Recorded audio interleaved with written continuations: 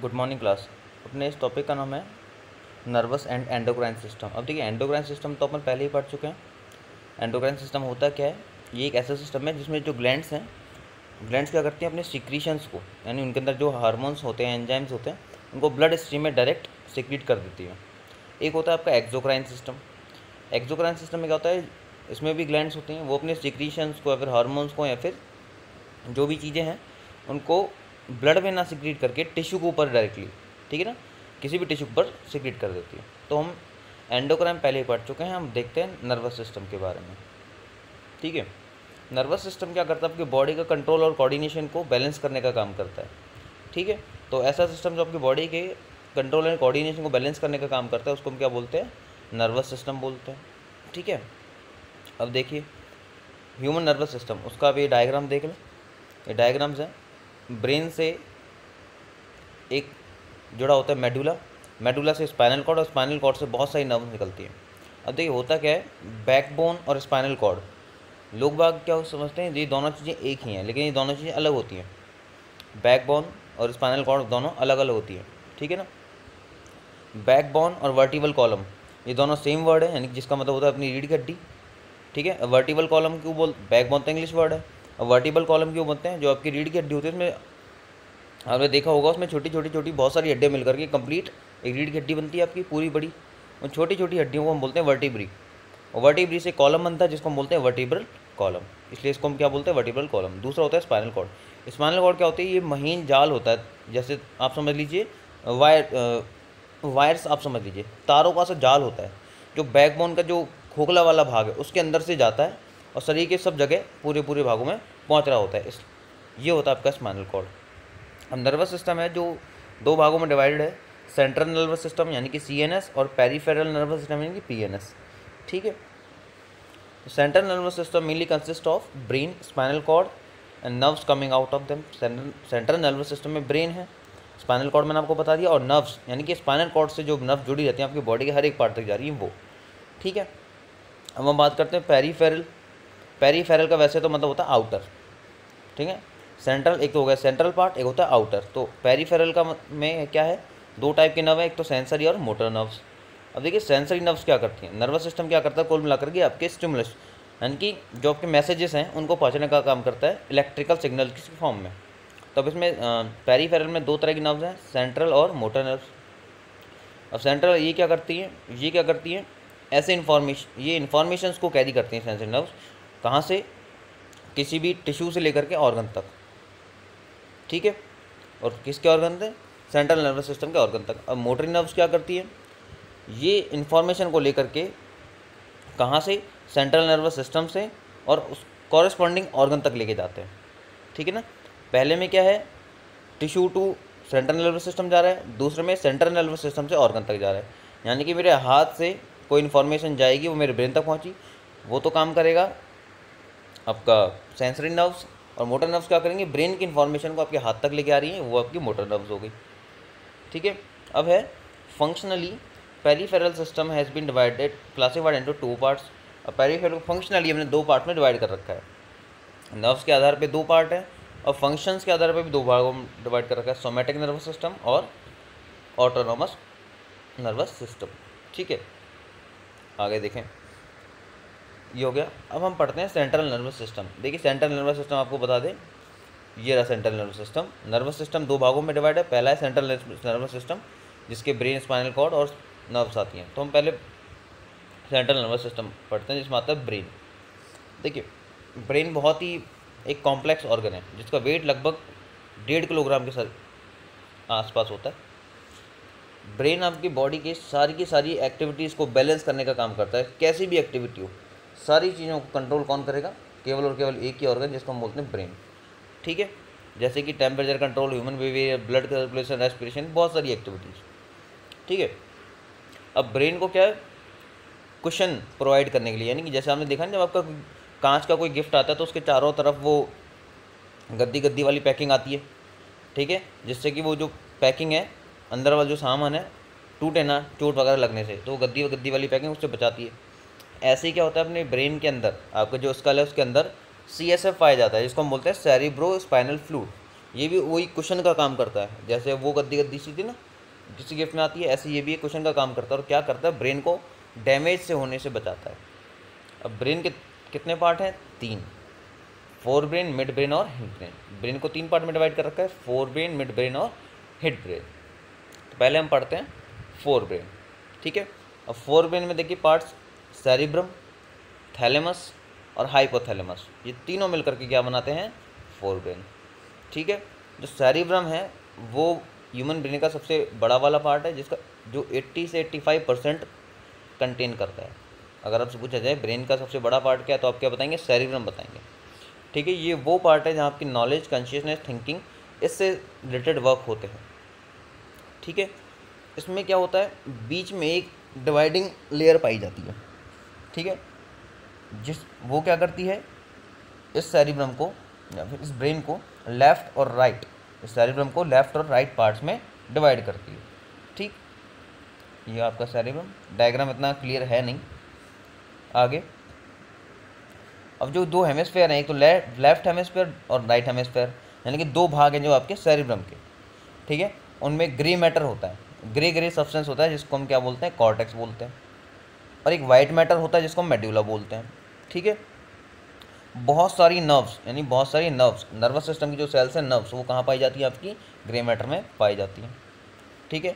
इन nerves की वजह से ये क्या दिखता है आपको, मैटर सलेटी कलर का दिखता है, ग्रे कलर का दिखता है, ठीक है। जो दोनों के दोनों जो हेमिस्फेयर हैं वो आपस में एक स्ट्रिप से जुड़े होते हैं, डिवाइड हो रहे थे ना, डिवाइड होने पर जो जिस चीज़ से वो जुड़े हुए थे उसको हम बोलते हैं कॉर्पस कैलोजम, ठीक है। क्या बोलते हैं उसको, कॉर्पस कैलोजम। जो सेरिब्रम है यानी कि आपके ब्रेन का लार्जेस्ट पार्ट है, वो किससे सराउंडेड रहता है, थैलेमस से। थैलेमस से ग्लैंड आपको बताया हुआ है, जैसे, ठीक है, नहीं थैलेमस वाली ग्लैंड नहीं है, ये उससे पार्ट से घिरा रहता है, वो थायराइड होता है, थायराइड गले में होता है। थैलेमस आपके मिड ब्रेन के बेसल पार्ट पे होता है और हाइपोथैलेमस उसके नीचे होता है, ठीक है। Another portion called hypothalamus is located on the diencephalon part of the brain. Diencephalon part जैसे मैं बता रहा था, आपके ब्रेन का जो बेस वाला जो पार्ट है ना, वो वहाँ पे होता है, ठीक है। डायग्राम इतना क्लियर है नहीं, लेकिन यहाँ पे अगर आप देख सकें, अब अगर इंटरनेट पे देखें तो ब्रेन का डायग्राम आप देख सकते हैं, वहाँ पे सारे पोर्शंस आपको दिखाई दे जाएंगे। और नेक्स्ट वीडियो में आपको बॉडी के जितने भी डायग्राम्स हैं ईजी कैसे बनाएं, आपको वो वीडियो बना के भेज दी जाएगी। सारे के सारे डायग्राम्स की प्रैक्टिस करेंगे हम नेक्स्ट वीडियो में, ठीक है।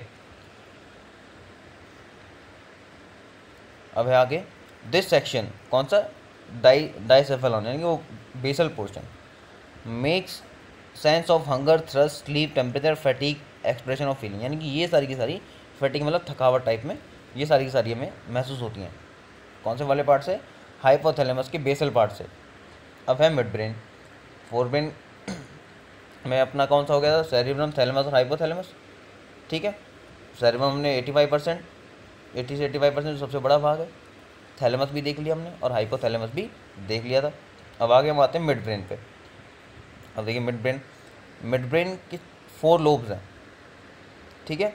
कितने पार्ट्स में डिवाइड है, ये 4 लोब्स में, और ये कहाँ का प्रेजेंट होते हैं, हाइपोथैलेमस में और हिंड ब्रेन में प्रेजेंट होते हैं, ठीक है। चारों लोब हैं, उनका नाम क्या होता है, कॉर्पोरा, क्वाड्रिजेमा, ठीक है। कॉर्पोरा और जैमिना जो है ये वर्ड बायोलॉजिकल वर्ड है, क्वाड्री जो वर्ड है एक मैथमेटिकल वर्ड है। क्वाड्री का मतलब होता है 4, ठीक है। ऊपर के 2 जो हैं वो किसके लिए रिस्पॉन्सिबल होते हैं, मिड ब्रेन के जो ऊपर के दो कॉर्पोरा और क्वाड्रिजेमिना के जो पार्ट हैं वो साइट के लिए, देखने के लिए, और नीचे वाले जो 2 हैं वो सुनने के लिए, ऊपर वाले देखने के लिए और नीचे के देखने के लिए, यानी कि देखना सुनने का काम की जो सेंसेस हैं वो मिड ब्रेन से होती हैं आपकी, ठीक है। अब है हिंड ब्रेन, ये पीछे की तरफ होता है, ये किससे मिलके बना है, सेरिबेलम से। किससे मिलके बना है, सेरिबेलम, पोन्स और मेडुला ऑब्लोंगेटा, ठीक है। 3 पार्ट, हिंड ब्रेन के 3 पार्ट हैं आपके, सेरिबेलम, पोन्स और मेडुला ऑब्लोंगेटा, ठीक है। मिड ब्रेन में ऐसा हमने कुछ नहीं पढ़ा, लेकिन उसके 4 पार्ट्स पढ़े थे, और हिंड ब्रेन के 3 पार्ट है, कौन कौन से, सेरिबेलम, पोन्स एंड मेडुला।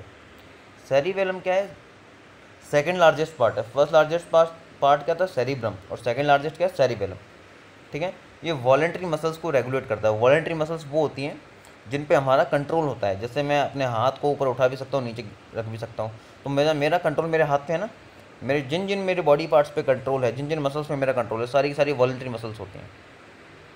ठीक है, आगे देखें, फिर आती है पोन्स के बारे में। पोन्स क्या करती है, ब्रेन के डिफरेंट पार्ट्स को कनेक्ट करने का काम करती है। अब मेडुला ऑब्लोंगेटा जो है वो इनवॉलेंट्री एक्शन को करती है, यानी कि जिन पे हमारा कोई कंट्रोल नहीं होता, हार्ट बीट पे, ब्लड प्रेशर पे, सिक्रीशन डाइजेस्ट दूसरी, ये आप कुछ कंट्रोल नहीं कर सकते। ठीक है, सेरिबेलम क्या करता है, कौन से वाले पार्ट, वॉलेंट्री एक्शंस को डिसाइड करेगा, और मेडुला इनवॉलेंट्री एक्शंस को।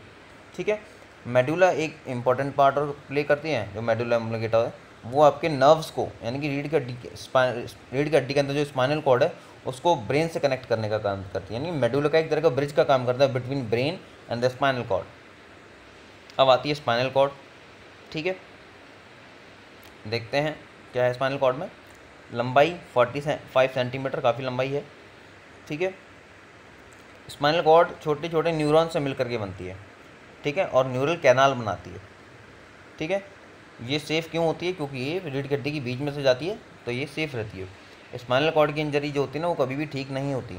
अगर स्पाइनल कॉर्ड में इंजरी हो जाए तो आपको उससे ही रिलेटेड ऑर्गन जो होगा काम करना बंद कर देगा, या फिर लकवा वगैरह जो है वो सारी चीज़ें आ जाती हैं।